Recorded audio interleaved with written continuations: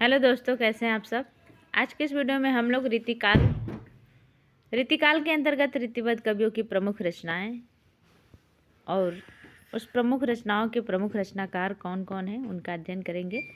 तो जैसा कि हम लोग जानते हैं कि रीतिकाल के अंतर्गत कुल 3 काव्य धाराएं चलती हैं, रीतिबद्ध, रीतिमुक्त और रीतिसिद्ध। तो हम लोग रीतिबद्ध कवियों की प्रमुख रचनाओं का अध्ययन करेंगे। तो इसमें पहले रचनाकार हैं केशवदास, जिसका समय है 1555 से लेकर 1617 ईस्वी। इनकी पहली रचना इसमें है रसिक प्रिया, जिसका समय 1591 ईस्वी है। दूसरे नंबर पे कवि प्रिया है, जिसका समय 1601 ईस्वी है। रामचंद्रिका है तीसरे नंबर पे, इसका भी समय 1601 ईस्वी है। वीर सिंह देवचरित, इसका समय 1607 ईस्वी है। रत्न बावनी 1607 ईस्वी का समय है। छंदमाला 1607 इसका भी समय है। नक्शिक का भी समय 1607 ईस्वी है। अगले नंबर पे विज्ञान गीता और जहांगीर जस चंद्रिका केशवदास की रचना है। अब हम लोग आगे देख लेते हैं कौन से रचनाकार हैं, उनकी कौन सी रचना है। तो चिंतामणि अगले नंबर पे है। इनका समय 1609 से लेकर 1685 ईस्वी माना जाता है। इनकी रचनाएं हैं, चिंतामणि की रचना है कविकुल कल्पतरु, और अगले नंबर पे काव्य विवेक है। उसके बाद है रस विलास, छंद विचार, पिंगल, श्रृंगार मंजरी और काव्य प्रकाश। काव्य प्रकाश के बाद कवित्व विचार जो रचना इसमें दिया गया है, ये भी चिंतामणि की ही रचना है। अब हम लोग भूषण को देख लेते हैं। भूषण का समय 1613 से लेकर 1715 ईस्वी माना जाता है। भूषण की रचनाएं हैं शिवराज भूषण, अलंकार प्रकाश, शिवा बावनी, छत्रसाल दशक, भूषण उल्लास, दूषण उल्लास और भूषण हजारा। भूषण की रचना पढ़ने मात्र से समझ में आ जाता है कि ये भूषण की रचनाएं हैं। अब अगले नंबर पे कुलपत्र मिश्र हैं। कुलपत्र मिश्र को पढ़ने से पहले एक बार देख लेते हैं छंदो हृदय प्रकाश रचना, ये भी भूषण की ही रचना है। अब कुलपति मिश्र की रचना देख लेते हैं। कुलपति मिश्र ने रीतिबद्ध के अंतर्गत इनकी रचनाएं हैं रस रहस्य, आगे नंबर पे है श्रृंगार सार, संग्राम सार है। उसके बाद है दुर्गा शक्ति चंद्रिका और युक्ति तरंगिणी रचना कुलपति मिश्र की ही है। अंतिम रचना इनकी नक्शिक है रीतिबद्ध कवियों के अंतर्गत। अब रीतिबद्ध के अंतर्गत कुमार मणि भी आते हैं। इनकी रचना है रसिक रंजन और अंतिम इसमें इनकी 2 ही रचनाएं इसमें दी गई है। अंतिम रसिक रसाल है। अब हम लोग सोमनाथ को देख लेते हैं रीतिबद्ध के अंतर्गत। तो सोमनाथ की रचना है रस पीयूष निधि, श्रृंगार विलास, कृष्ण लीलावती, सुजान विलास, माधव विनोद, ये सोमनाथ की रचना है। सोमनाथ के बाद भिखारी दास रीतिबद्ध के अंतर्गत आते हैं। इनकी रचना इसमें है रस सारांश, काव्य निर्णय, श्रृंगार निर्णय, शब्द नामकोश, छंदौड़व, पिंगल, अमर प्रकाश, शतरंज शतिका और विष्णु पुराण भाषा।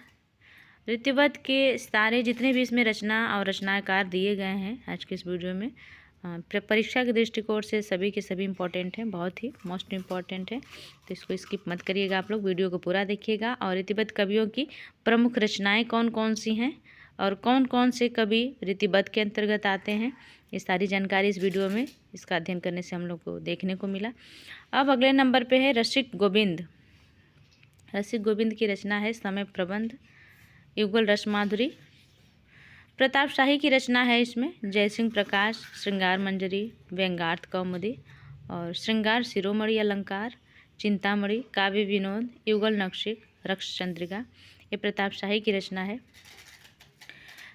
रीतिबद्ध कवियों के अंतर्गत अमीर दास भी आते हैं। इनकी रचना है सभा मंडल, वृत्त चंद्रोदय, व्रज विलास, सतसई, शेर सिंह, प्रकाश वैद, कल्पतरु, अश्व संहिता, प्रकाश।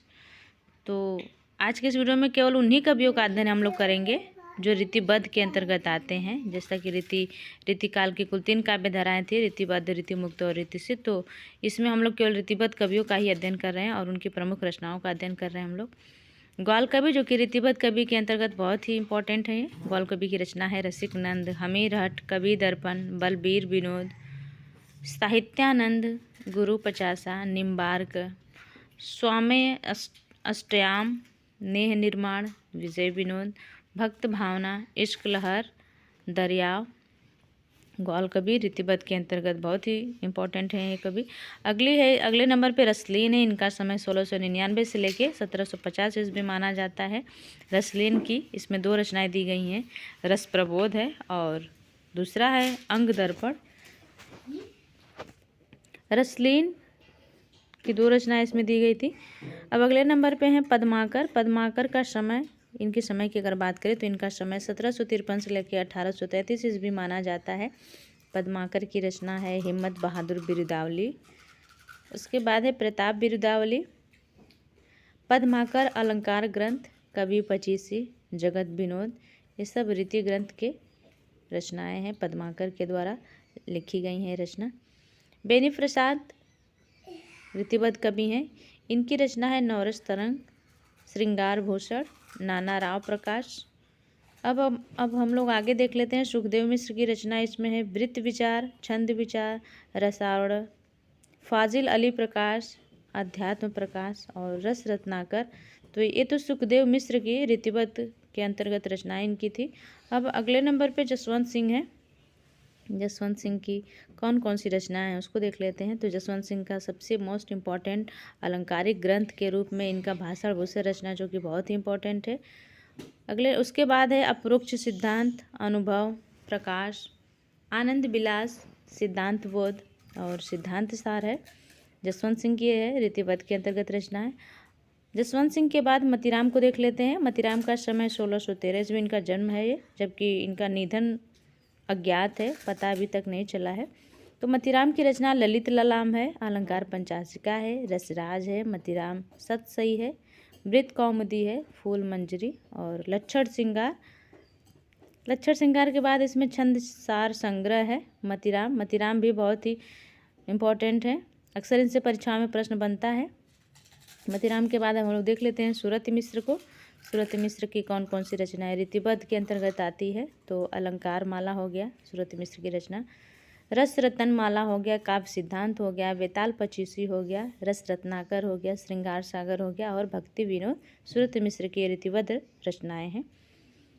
देवकवि की बात करें तो इनका समय 1673 से लेकर 1767 ईस्वी माना जाता है। देवकवि की रचना भाव विलास है, अष्टयाम है, रस विलास हो गया, कुशल विलास, प्रेम चंद्रिका, सुजान विनोद, देव शतक और देवचरित देवकवि की रचना है, जो कि बहुत ही देवकवि इस रीतिबद्ध के अंतर्गत बहुत ही महत्वपूर्ण है ये।